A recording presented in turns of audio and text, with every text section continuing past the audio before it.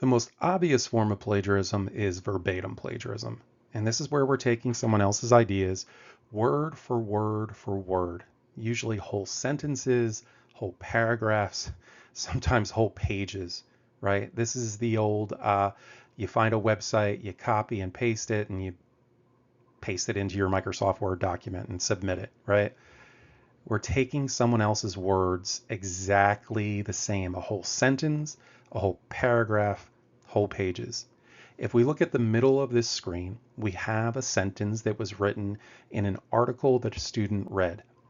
Recent work has underscored the vulnerability of university students all the way down to depressive symptoms and suicide ideation. And then we have at the very bottom what the student wrote in their paper. And if we look at what the student wrote in their paper, it's the exact same sentence. Recent work has underscored the vulnerability down to depressive symptoms and suicide ideation.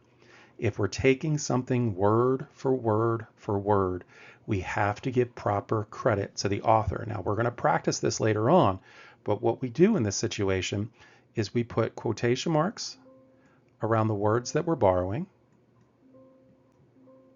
and then we put some information in parentheses to show what it would look like. Let's do this. We're going to mark this up here. So we put quotation marks around the words that we're borrowing. So we're borrowing recent all the way down to ideation. Now, when we put quotation marks around that, that indicates that those words are not our own. And then we're going to put some information in parentheses, which we'll talk about later in this video, to show where we're getting the information from. But if we have this kind of passage that's written, right, and there are no quotation marks, and there is no in-text citation to show where we got the information from, that's plagiarism. And it's the whole sentence, so that's what we call verbatim plagiarism.